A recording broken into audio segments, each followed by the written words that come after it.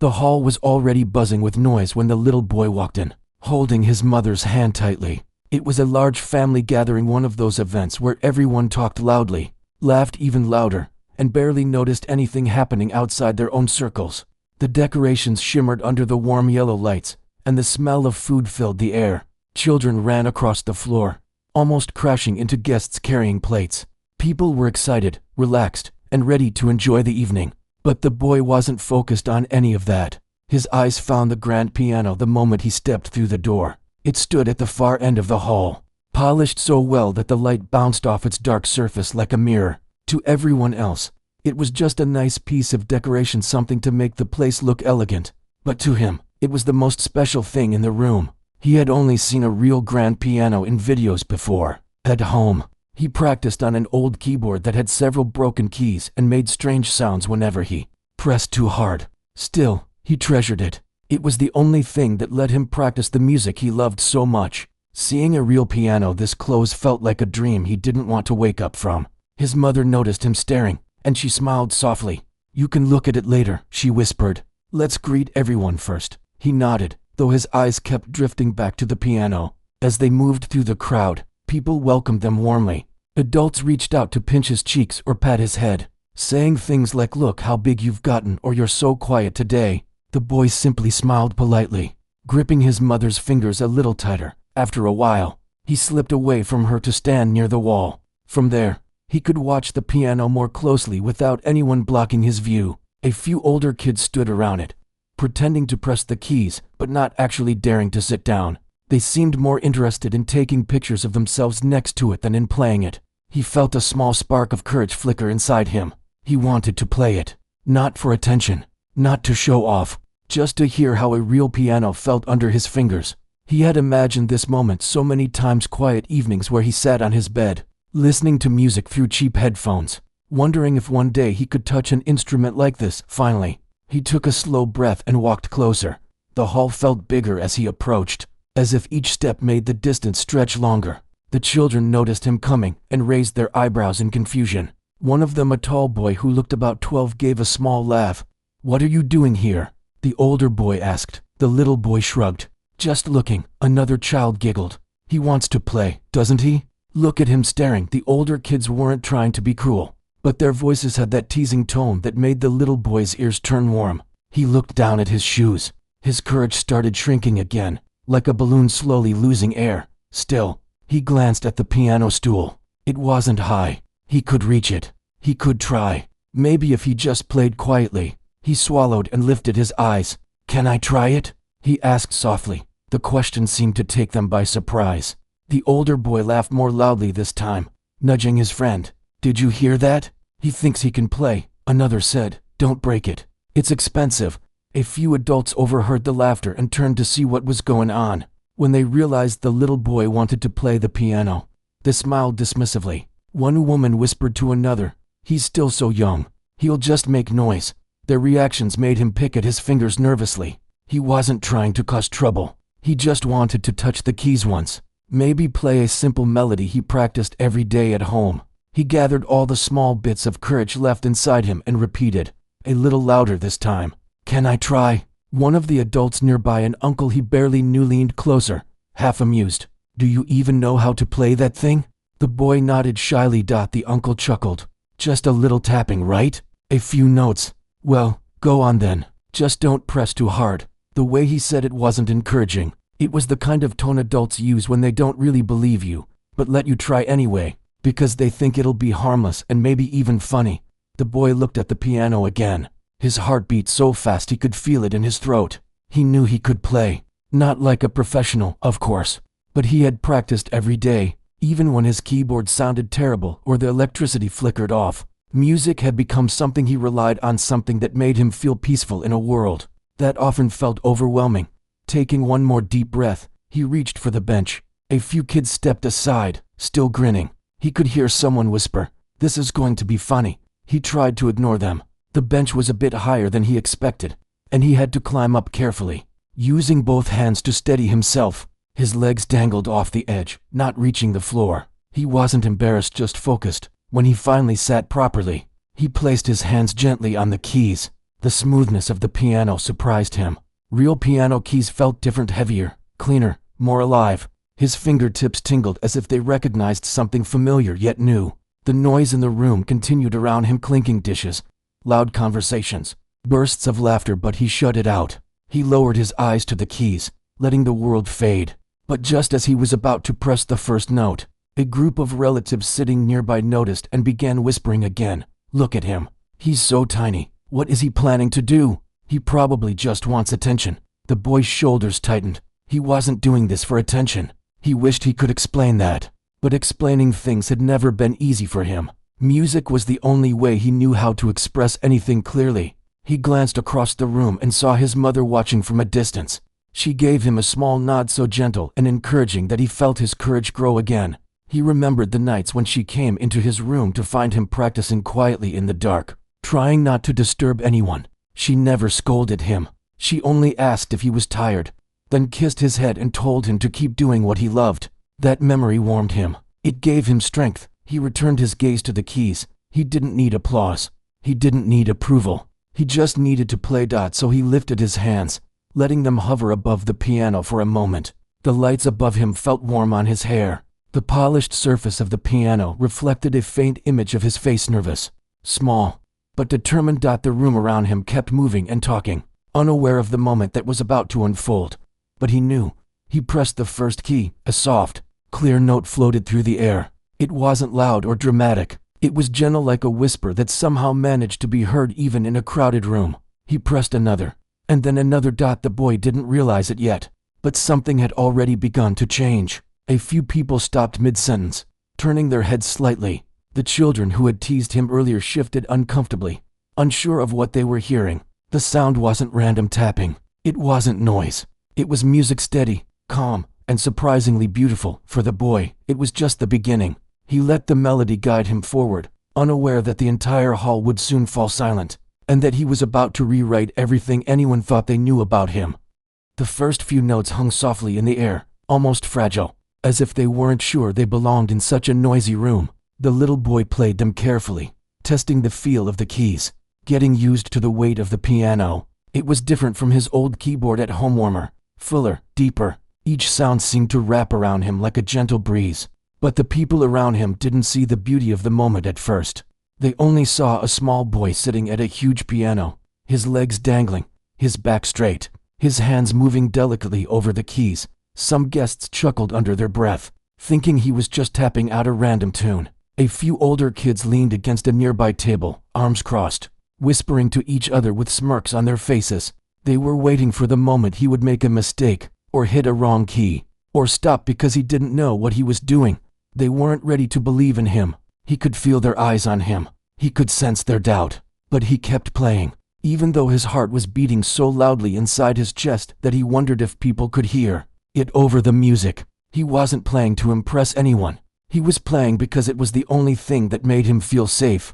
Music was the one place where he didn't have to explain himself, where he didn't have to talk or defend his feelings. It was the one thing in life that never judged him. The melody grew a little stronger as he relaxed into it, still simple, but more confident. He remembered practicing this piece over and over at home, even on days when he felt tired or discouraged. Sometimes he would sit in the darkness of his room with the moonlight falling across his keyboard, letting the notes comfort him when he felt alone. Now, sitting at the real piano, he let those same memories guide him. Every movement felt familiar. His fingers knew where to go. His mind understood where the melody needed to rise and where it needed to soften. Even his breath matched the rhythm. But not everyone understood what was happening. A man near the buffet table squinted in confusion and spoke to someone beside him. "Is he actually playing something? Or is it just noise?" he asked. The woman he was speaking to shrugged. "Probably noise. Kids like to tap keys. It's just for fun." The little boy heard them, even though they weren't talking loudly. Their words stung a little, as if someone had poked him with a small pin. But he kept going. He forced himself not to look up. Looking up meant losing focus. Looking up meant seeing the doubt, the disapproval, the amused looks. Instead, he kept his eyes on the keys, pretending he was alone in the room. But he wasn't. More people were beginning to turn their heads toward him, not because they believed in him yet, but simply out of curiosity. It wasn't normal for a child to take over the piano like this. especially at a gathering where the adults usually dominated the space. The idea of a little boy playing something serious felt amusing to them. The older kids kept whispering, "He'll mess up any second." One whispered, "Look, he's shaking." Another said, "He's just memorized a few notes. Wait till he gets stuck." The boy heard them too. He wasn't made of stone. Their words didn't slide off him like water. They sank in, heavy and uncomfortable. His shoulders tensed, and for a moment his fingers hesitated. He nearly stopped playing. But then he remembered something that always helped him. When he felt scared, his mother's voice. He remembered the way she would sit beside him on the edge of his bed while he practiced. She never demanded perfection. She only said, "Play from your heart. The rest will follow." She didn't care if he made mistakes. She cared that he loved the music, and he did. Remembering that gave him enough courage to keep going. He shifted slightly on the piano bench and let his hands settle again. He took a quiet breath, exhaling slowly, and allowed himself to fall deeper into the melody. This time, the notes came out smoother, clearer, like a soft river finding its path. The shift was subtle, but people noticed. A few heads turned more fully toward him. The teenagers near the wall straightened their shoulders, their laughter fading for a moment. One of the adults whispered, "He's not just tapping." Listen, another answered, "It actually sounds nice." The boy didn't hear those voices. He was too lost in the rhythm. But the room was changing around him.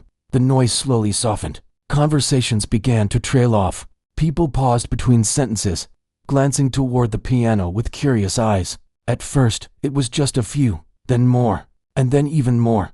The boy didn't realize he was gradually drawing the attention of the entire hall. The older kids who mocked him earlier no longer looked amused. One of them frowned slightly, trying to figure out how a child younger than them could play something that didn't sound silly or childish. Another shifted awkwardly, his teasing smirk slipping away, and yet, someone still tried to dismiss him. "That's just luck." One teenager snorted quietly. "He practiced this one thing.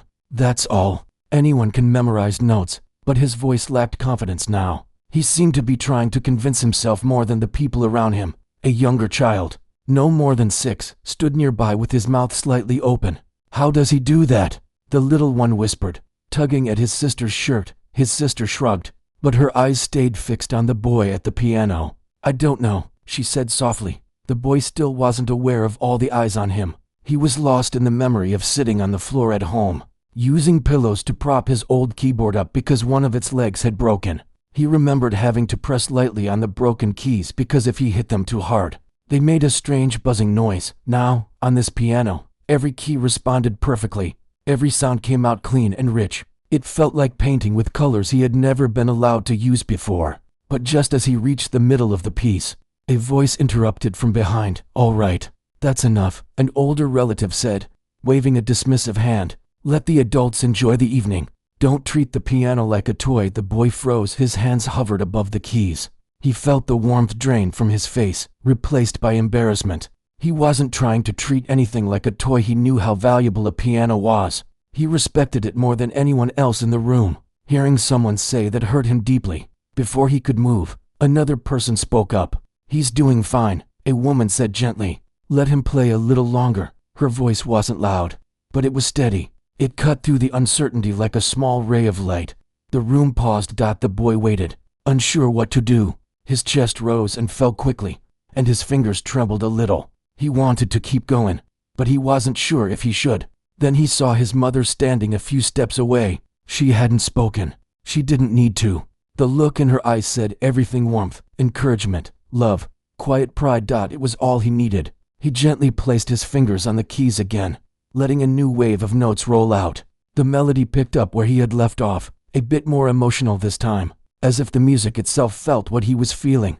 People listened more closely now. Something was different. The room was quieter, much quieter. The laughter had faded. The teasing had stopped. Even the whispers of doubt had grown silent. One by one, the adults turned their chairs slightly. Children sat down near the piano. The relatives who had brushed him off now looked at him with mild surprise. The boy didn't know it yet, but he had already crossed an invisible line. He had moved from being the child they doubted to someone they couldn't quite ignore. The piano no longer felt huge and intimidating. It felt like an ally, a friend that understood him. Each note he played seemed to lift something heavy off his shoulders, replacing it with a soft, growing confidence. He wasn't playing loudly, but his music carried through the room like a quiet breeze touching every corner. People began to feel something, curiosity turning into interest, interest turning into respect. And slowly, though he didn't realize it, the entire atmosphere shifted. The little boy wasn't someone to laugh at anymore. He was becoming someone to watch. And as the melody grew more gentle, more emotional, something else happened too. The room once filled with loud voices and busy movement had started to grow still, completely still, as if everyone suddenly sensed that something special was happening, and they didn't want to miss it. As the little boy continued to play, something unusual happened in the hall, something he didn't expect at all. The noise that had filled the room earlier had faded so quietly and so slowly that even he didn't notice it at first. But the guests felt it. The older kids felt it. Even the adults who usually spoke loudly couldn't help but pause mid-sentence. The music coming from the piano wasn't loud or flashy. It wasn't the kind of tune that demanded attention. It was gentle, steady, and full of feeling, like the sound of a calm evening breeze passing through an open window. The boy didn't lift his head. He didn't dare. He didn't want to break the small bubble he had created around himself. He played exactly the way he did in his bedroom late at night, softly, carefully, letting each note land with meaning. His fingers moved with surprising confidence, gliding from key to key as if they belonged there. But the people watching didn't see confidence at first. What they saw was something else: purity, sincerity, emotion. It was the kind of playing that didn't try to impress anyone, yet somehow touched everyone. Slowly, people began moving closer. An older woman placed her drink on the table without looking away from the piano. A middle-aged man stopped near the doorway, surprised by the sound drifting across the room. A group of children sat on the floor near the piano legs, their eyes wide, their faces calm. The teenagers who earlier made jokes were now silent. One of them scratched his head nervously, as if confused about what he was feeling. Another crossed his arms again, not because he was mocking the boy now, but because he didn't know how else to hide his surprise. The boy still didn't notice them. He was too lost in the music. Inside his mind, he wasn't in the noisy hall anymore. He was at home, in the small room he shared with his younger sibling. He remembered how he would practice quietly while the rest of the family slept. Some nights, the electricity would go out, and he'd play with only the faint moonlight on his hands. Other nights, he would stop playing and listen to the sounds outside: the barking dogs, the distant honking of cars, the rustling of the wind. All those memories seemed to flow into the music now. Every note felt like a piece of his heart being shared with people who didn't even know he had one to share. The melody grew more emotional as he moved into the middle section. His fingers danced quickly at times, then slowed down again, creating a beautiful balance between excitement and calmness. He had practiced this part many times. It was the part he always feared messing up. But now, sitting at a real piano, the notes seemed to come alive on their own. A man standing behind him leaned forward slightly, eyebrows raised. "He's actually good," he whispered under his breath. Another person beside him nodded slowly. "More than good. Listen to that." The boy's mother watched quietly from a few steps away. Her hands were clasped together, not because she was nervous, but because she was overwhelmed. She knew how much her son loved music. She had seen him practice until his fingers were tired. She had heard him hum tunes while doing chores. But even she didn't expect this level of depth, emotion, and beauty. As the music floated through the air, the hall seemed to shrink. The lights felt warmer, the air calmer. For the first time since the gathering began, everyone felt connected by the same thing. A little girl near the front whispered to her brother, "How is he doing that?" "He's just a kid." Her brother shrugged softly. "I don't know, but it's really nice." Even the older kids, who earlier waited to laugh the moment he made a mistake, now watched with expressions that were hard to read. They weren't mocking him anymore. They were studying him, almost trying to understand how someone so small could make something so beautiful. The boy shifted lightly on the bench, letting the melody flow into the gentle rise that came next. His fingers moved faster now, but still with control. It wasn't rushed. It wasn't messy. It was confident in a quiet, natural way. A few adults exchanged looks, their eyebrows raised. Some had seen children play instruments before, but not like this. Not with this much feeling. Not with this much story behind each note. An older gentleman, who had some experience with music, leaned closer to his wife and whispered, "This is not basic playing. He's trained, or gifted." He paused, listening more carefully. "No, he's definitely gifted." His wife nodded, eyes still fixed on the boy. "I didn't expect this," she admitted softly. Meanwhile, the boy continued playing, unaware of how many people he had captured. His chest rose and fell steadily, matching the rhythm. His face remained calm, almost peaceful, though his small shoulders carried the weight of years of quiet practice. In the very back of the hall, someone began recording the moment with their phone, not because they wanted to embarrass him, but because the scene felt too special not to remember. When one person started recording, others slowly followed, each lifting their phones carefully, trying not to interrupt the atmosphere. Still, no one cheered or clapped yet. It didn't feel like the right moment. The music demanded silence, not forced silence, but the kind that happens naturally when people are genuinely moved. Halfway through the piece, the boy felt a strange sensation, something he had never felt while playing at home. It was calmness. Not the calmness of being alone in his room, but the calmness of being understood. Though he didn't dare raise his head, he could sense the stillness around him. The teasing had stopped. The whispers had softened. The doubts had faded. He didn't know they were impressed, but he knew they weren't mocking him anymore. The feeling gave him strength. He leaned slightly into the next set of keys, letting the music deepen. His hands moved with more emotion now, shaping each note carefully. The piano responded beautifully, as if encouraging him to keep going. One young boy sitting near the front let out a soft gasp. "It sounds like a story," he whispered. A girl beside him nodded. "Yeah, like he's telling something without talking."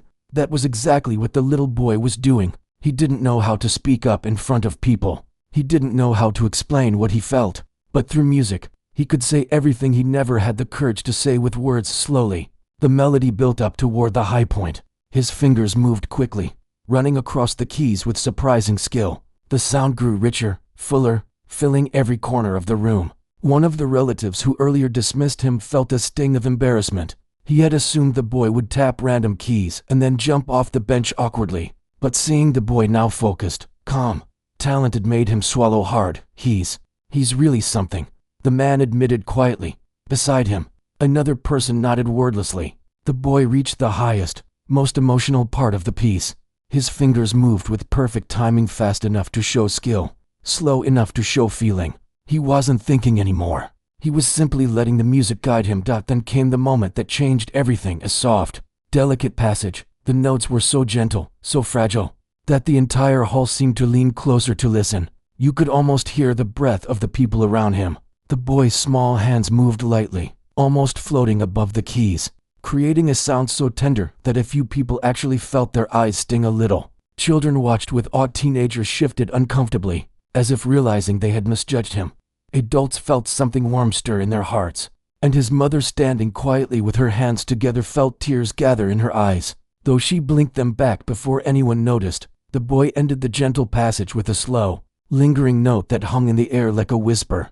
Then he transitioned smoothly into the closing section. The melody softened again, gradually becoming quieter, as if preparing to say goodbye. People leaned forward without realizing it. They didn't want it to end. But the boy played the last few notes with all the emotion he had. The final sound was soft, barely louder than a breath, but somehow it reached every corner of the room. He lifted his hands slowly from the keys, letting the last note fade naturally. For a moment, just a small moment, the entire hall was completely silent. No whispers, no movement, no laughter, no breath even. Only the echo of the final note remained. The boy sat frozen, unsure of what he had done. He didn't look up. He didn't know what expression awaited him: surprise, disappointment, amusement, confusion. He braced himself for laughter, for mockery, for comments about how children shouldn't play with pianos. But none of that came. Instead, the silence deepened, heavy with emotion.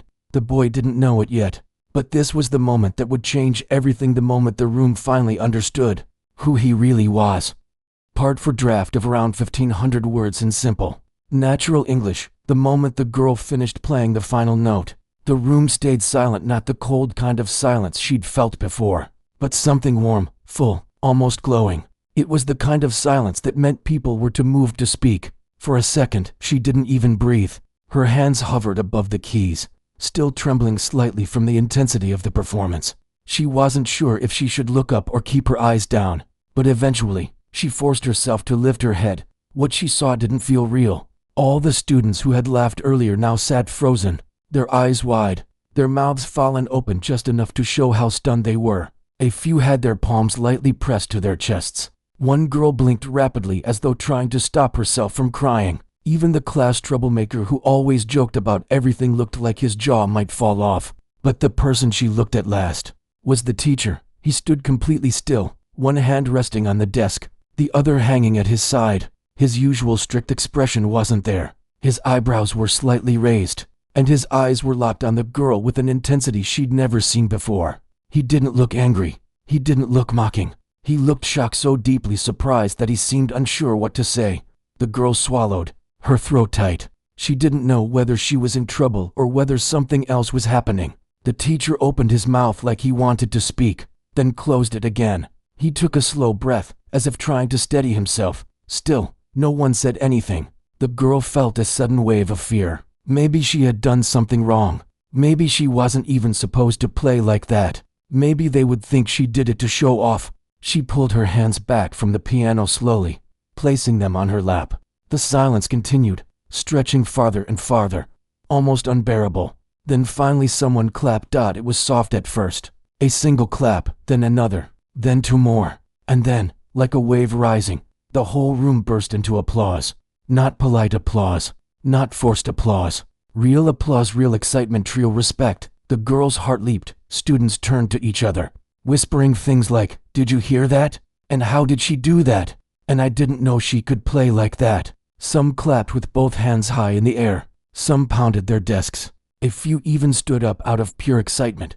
The girl felt her cheeks grow warm. No one had ever clapped for her like this before. It felt strange and overwhelming, but also beautiful. She didn't know where to look. Her eyes kept jumping from face to face, unsure how to handle the attention. Then she noticed the teacher again. He still wasn't clapping. He wasn't smiling either, but he was staring at her with an expression that was hard to read, something between pride, confusion, and deep thought. He took a step forward. The room quieted immediately. When he finally spoke, his voice didn't sound like it usually did. It was softer, lower, steadier. "Where did you learn to play like that?" The girl hesitated. She didn't know if she should answer. She looked down at her hands again, twisting her fingers together. I taught myself," she said quietly. The teacher blinked. That surprised him. "You taught yourself?" he repeated, as though confirming he heard correctly. She nodded. He glanced at the piano, then back at her, trying to piece together something he didn't understand. "That wasn't a simple tune," he said, still stunned. "What you played, that was a full performance, complex, emotional, and you..." He paused, choosing his words carefully. "You played it with skill most trained musicians don't reach for years." Whispers filled the room again. The girl felt her heart beat faster, but not from fear this time, from something else, something warm and powerful inside her. The teacher took another slow breath and said, "Why didn't you tell anyone you could play?" Her shoulders lifted slightly. "No one ever asked," she said honestly. That answer hit him harder than she expected. His eyes softened almost immediately. "I see," he said quietly. A few students exchanged guilty looks. The teacher straightened, seeming to regain his usual posture, but something in his voice stayed gentle. "Can you play it again?" he asked. The girl looked up sharply. "Again?" "Yes," he said, "but this time, play it the same way you just did. Don't worry about the class. Don't worry about me. I want to hear it properly." Her breath caught in her chest. She nodded once. The students leaned forward eagerly. She placed her hands on the keys again. For a brief moment, she let the silence settle, feeling the weight of the moment this time, not afraid of it. And then she began to play. The second time sounded even fuller, richer, deeper. It wasn't just music, it was emotion poured into sound. It was everything she had felt for years, everything she had wished she could express, now flowing out effortlessly. This time, the teacher didn't stand still. Slowly, without realizing it, he walked toward the piano. He stopped a few feet away, watching her hands move like they were painting something invisible in the air. When she finished, it felt like the room was holding its breath again. But the teacher spoke first this time. "You are incredibly gifted," he said. "This is not something I see often, or ever." He paused, pressing his lips together as if deciding how honest he should be. "I misjudged you today, not just today, before as well. I made assumptions I shouldn't have." The girl's eyes widened. She had never heard him apologize to anyone. He continued, "I owe you an apology." His voice was steady but sincere. "I am truly sorry." A few students gasped softly. She didn't know what to say, but she nodded with a small smile. which seemed to relax him. Then he said something unexpected. "There is a music competition happening next month. A large one. Students from many schools will be participating. I can help you prepare, if you're willing." The girl froze. A competition? Her on a real stage? Her first instinct was to say no. She wasn't ready. She didn't belong anywhere near something like that. She was just a girl who practiced quietly when no one was around. She didn't have expensive training. She didn't have confidence. She didn't have anything except a love for the piano. But then she remembered something. The feeling she had when she played. How the room listened. How the applause sounded. How for the first time, and maybe for the first time ever, she felt seen.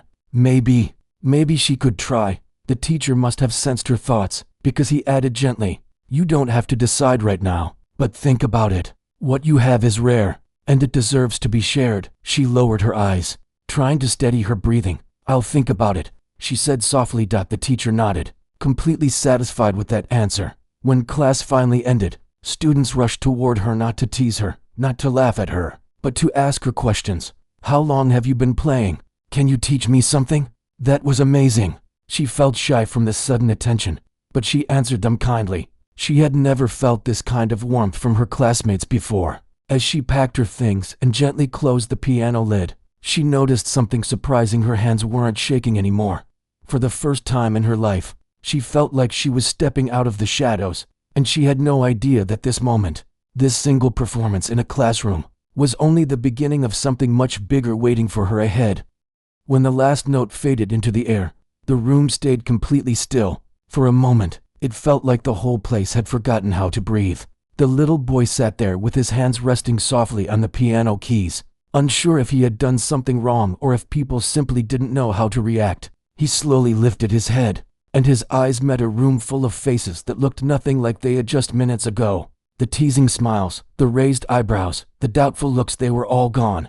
Now every face showed surprise, wonder, or something even deeper. It was as if everyone had just witnessed something they never expected to see. The boy felt his heart beating fast in his chest. He didn't know if they liked his playing or if they were just shocked that he could play at all. Then someone clapped. It was a gentle clap at first, almost shy, as if the person wanted to see if anyone else would join in. But once the sound broke the silence, others followed. A second clap, then a third, then many more. Before long, the whole room was filled with applause. Not the kind people give out of politeness, but the kind that comes when something touches them so deeply they can't help reacting. Several people stood up from their seats as they clapped, and some even smiled at him with genuine warmth. The boy could hardly believe it. Just a few minutes ago, they were laughing at him. Now they were cheering. His mother, who had been standing near the back of the room, covered her mouth with both hands. Tears filled her eyes, and she blinked quickly as if trying to hold them back but failing anyway. She didn't move right away. She was too overwhelmed to step forward. She had always believed in her son. She had always known he had something special. But seeing everyone else finally recognize it made her heart feel full in a way she had never felt before. When the applause finally softened, the boy slowly slipped off the piano bench. He felt light, almost as if his feet weren't touching the floor. People moved aside as he walked toward his mother, their faces open and warm now. No longer dismissive or mocking, a woman stepped forward first, one of his older relatives who had earlier told him not to make noise. She looked at him with widened eyes. "That was beautiful," she said softly. "I didn't know you could play like that." The boy didn't know what to say. He only gave a small nod. Another relative approached. This one, someone who had been teasing him earlier. His face was red with embarrassment now, and he rubbed the back of his neck. I'm sorry," he muttered. "I shouldn't have laughed. You're really good, I mean, really." The boy didn't feel angry anymore. The music he played had taken all the heaviness out of him, leaving only a strange peace behind. He nodded again, and the older boy stepped aside, relieved. But then someone else walked forward, the family member who was known for having a sharp ear for music, someone who taught children how to play instruments. This person had been standing with crossed arms earlier, observing quietly, without joining in the teasing or the laughing. Now, their expression had completely changed. "Where did you learn to play like that?" the instructor asked. The little boy hesitated. "At home," he said softly. "I watched videos, and I practiced on my old keyboard." The instructor looked stunned. "You mean, you taught yourself?" He nodded. For a moment, the instructor didn't speak. Then they said something the boy would never forget. You have a gift, they told him plainly. And gifts should never be hidden. If you want, I can teach you properly. No cost. You just bring your heart and your dedication. That's all you need. The boy's eyes widened. He looked up at his mother as if asking for permission without using words. She quickly wiped her tears and nodded enthusiastically. Of course, she said, her voice trembling slightly. If he wants to learn, please. We would be very grateful. The instructor gave the boy a warm smile. Then it settled. More people came up to him after that, each with their own words of praise or apology. But through it all, the boy stayed humble, listening quietly and answering gently. He didn't boast. He didn't act proud. He simply accepted their kindness with the same quiet strength he had carried to the piano earlier. As the gathering slowly resumed, the boy stood with his mother near the side of the room. She held his shoulders gently, still trying to take everything in. I'm so proud of you, she whispered. You were brave. You didn't let anyone stop you. And look what happened. The boy looked down at the floor, shy again now that the performance was over. I just wanted to try, he said. I didn't know it would be like this. His mother knelt down a little so she could look him in the eye. Sometimes, she said gently, people don't see what someone can do until that person shows them. You showed them today. You showed them who you are. He didn't answer, but a small smile slowly grew on his face. Not a big smile, not a proud one, just a quiet, content smile that showed how much the moment meant to him later. As the night ended and guests began to leave, the boy walked past the piano again. He stopped for a moment, placing his small hand on the polished wood. It felt different now, not like a mysterious instrument that belonged to others, but like something he had earned the right to touch. He imagined himself sitting there again someday, not nervous but confident, maybe even performing a song he composed himself. The thought made his heart race with excitement. When he stepped outside with his mother, the air felt cool and fresh. The sky was dark, but the stars were bright enough to see. His mother placed her arm around his shoulders. Ready to go home? She asked. He nodded. Can I practice when we get home? She laughed softly, her voice filled with love. Of course you can. As they walked toward the car, the boy felt lighter than he had ever felt before. Something inside him had changed that night. He had walked into the gathering as the boy people laughed at, but he was leaving as someone entirely different, someone respected, someone seen, someone whose talent had spoken louder than any words could. He didn't know exactly what the future would bring, but he knew one thing for sure. He would keep playing, he would keep learning, and no matter who laughed or doubted him, he would never let fear silence him again. Because now he understood something powerful. Sometimes all it takes is one moment, one performance, one act of courage to change the way people see you forever. And that night, without even planning it, he had found his moment.